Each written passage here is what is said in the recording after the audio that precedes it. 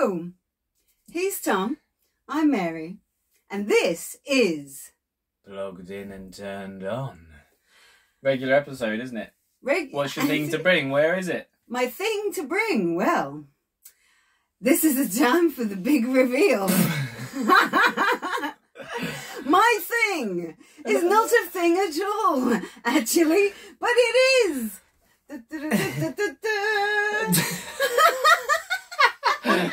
What a thing! This. Ooh. I think you should move to the side. Yeah, John. maybe I'll sit on a chair. I'm the thing. You're a thing. This is the wonderful, the talented. I'm just going to do this because we've made you put a thing over your head. Naomi Sutherland. Whoop, whoop. Hi, The big what NS. a pleasure to be here. Already, I think we've raised your expectations. What did you expect coming into this? What else Small could hut. I expect? Well, I don't know. I was introduced to a space like this. To be draped in rainbow cloth. Yeah. It's got lots of holes in, actually.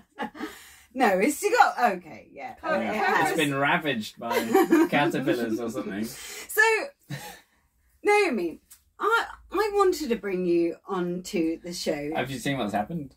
Ooh, It's like we're It's tilting with enthusiasm. tilting with enthusiasm. What can we do? I wanted to bring you onto the show as my thing to bring because you've got exciting things coming up this Thing year. is the word of the day. It is. Thing. I want you to tell us about that. But Naomi also sung backing vocals on one of the songs on my EP, and it is coming out tomorrow. So Very exciting. yeah. So you haven't heard it yet? No. You haven't released any kind of little snippets at all. No. Oh, clever. That's exciting. Secret. Do people know it's coming? Yeah. And I have a whoa. It's like we're on a ship or something. does look like You that, keep talking actually. and I'll try and... You should have pretended that it was a ship. It could be, still. So a friend of mine in Thailand who does this really amazing light whip dancing has Yeah. made a video, like a music video for that. So I'm going to release that with the song as well. Did you go to Thailand? We went earlier Yeah, we're there this for year. 2 months. Yeah. From January to March. Anyway, so we have brought you here to talk about your work. Right. Do you want me just to start talking about it? Well, tell us about it. Okay.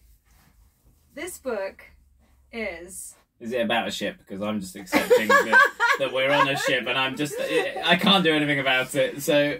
I'll just move with it. Put it upright. Tell me, put it upright. But it keeps coming back down.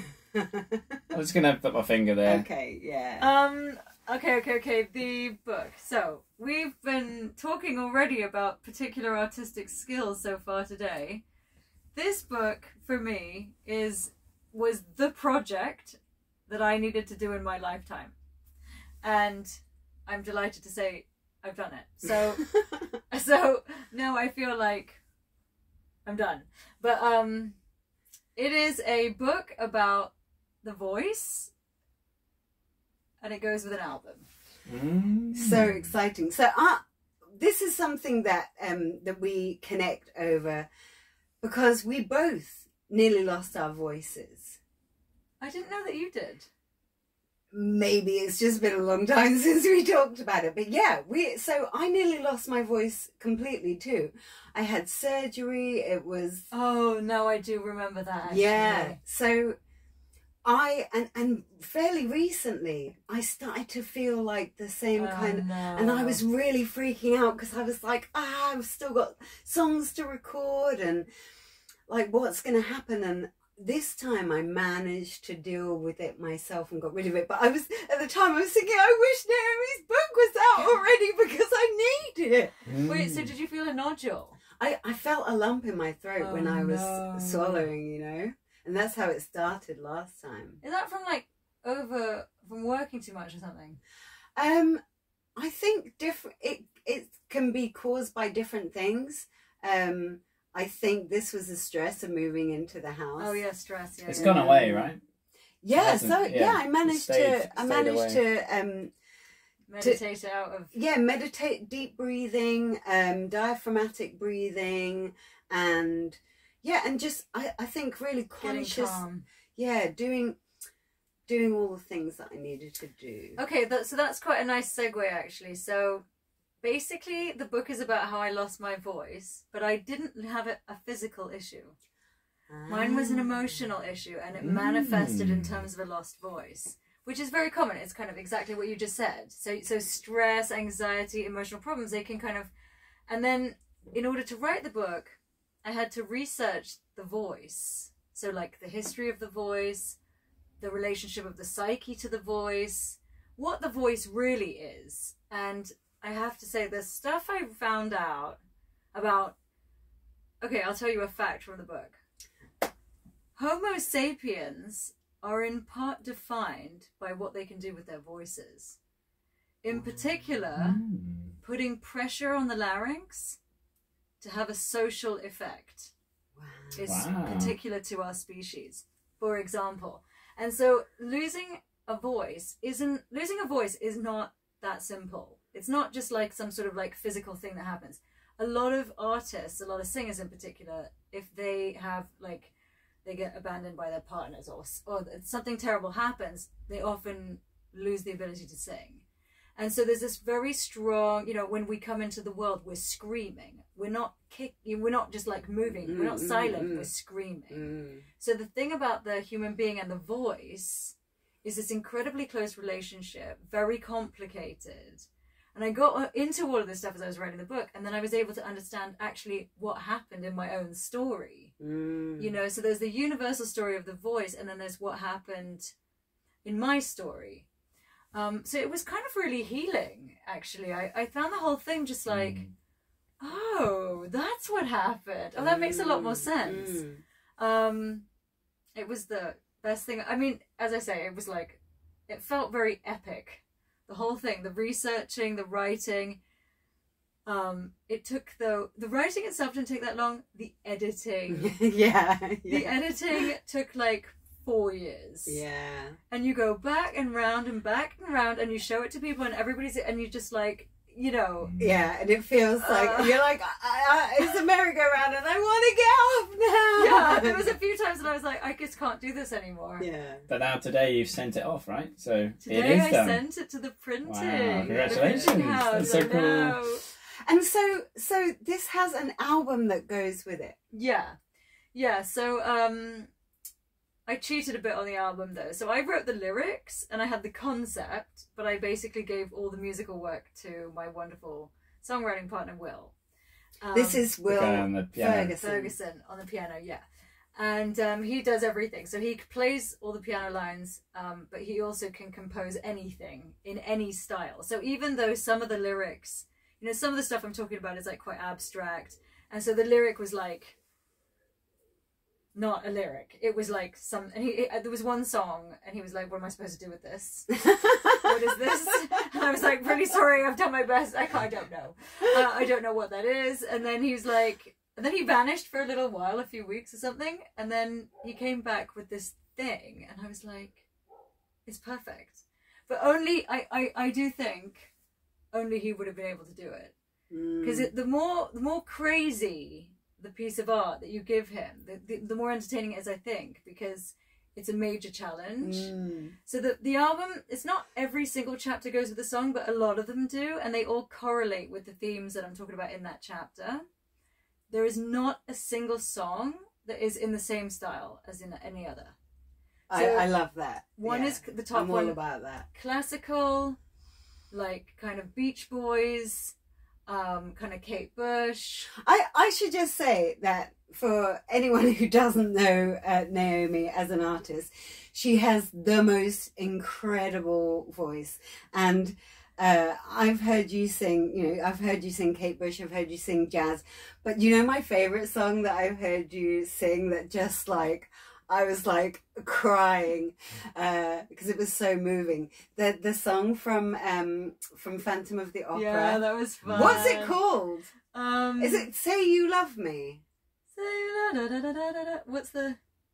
I can't remember the That's name. all I ask of you. That's all I ask of you. So I did that. So I had a birthday party, a 40th birthday party, and I did a live show because there were some songs that Will and I had written together that didn't fit into the book. Originally they were in there, but I was advised to take them out, and I was like, what a shame, because they were brilliant songs with really funky, spontaneous kind of creative thing. And I said, why don't we do a show and include those songs? And then we ended on a duet, because Will, he's a brilliant singer, he's a brilliant pianist, but having a duet and stuff, but I love singing that song with him. Yeah. It's so fun. Amazing. And I also really loved there was one of those songs that you did that was really like musical. Yeah. Like it had like a real kind of Mary Poppins-y Sound of Music-y, like it was a show song. Was it one we'd written? Yeah, it was one of your songs. And I was like, why isn't this on the album? So, have you recorded those songs? So, The Rose was one really funky one. We have recorded it. We didn't go on the album. Okay, quite a lot of them didn't go on the album. Okay. There's only one of that crowd that's gonna go on the album. Wow. How many songs in total? 11. I think there's 16 chapters and 11 songs. And what was the name? I don't know if I missed that. Yeah, I didn't say it. The project is called The Creative Voice. Mm. And I got so lucky because I couldn't find a photo for the front cover, and then I just got in touch with my friend Sue, who's a beautiful graphic designer, and I was like... What's her name? Sue Owen. She had drawn this bird, bright orange bird with like fuchsia and like all these intense colours, and it's so incredible to look at. And it was my sister that suggested it, but she's like, I think you should just go with some sort of nature image or something else. And so I got in touch with Sue, and I was like, can I please use your bird? And it took about 3 seconds. She's like, yeah, sure, blah, blah. We sent it over and it was done. And where normally the front cover can be quite a kind of labored thing. Yeah, absolutely. You know, it was just really easy. That's awesome. It was amazing. I love it when those things just happen like that. It does make you feel like it was the right choice. Exactly. Yeah. So when can we expect to be able to hear it and read it? So it's going out for first print today. Then there's going to be a live show, and it's going to be for sale at the live show. There's other things going on. There's also an audio book, for example. There's the ebook. Are you reading the audio book? I've actually already recorded it. Oh, that's so cool. Yes. That was really fun. I bet it was. We did everything all at the same time because I just wanted to get all of the difficult stuff done. So it's all happening. But right now I'm going on a holiday for a long time, and then when I come back, I'm like, okay, it's time. We've got to work out what the live show will be. Yeah. I'm kind of thinking. Are you doing the show with Will? Yeah. Okay. Cool. We're doing the live show. How do we get tickets? In Norwich somewhere? Yeah, in Norwich somewhere. I have to still finalise. There's different ways to cut this pie. So, for example, I like that. We could do a talk and do a book launch. That's one way to do it. Yeah.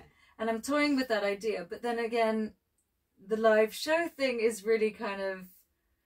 It would be a bit more brilliant if it was the live show with it. So a little bit of a talk and a little bit of the story, and then a little bit of the music. And then I really like the idea of a glamorous bar, because I just identify with those types of things. We are deep into 13 minutes, so we're going to have to go away. I'm going to let go of this and hope it doesn't fall down. But I guess we have to say goodbye and then watch this space. Thank you so much. Bye. Bye.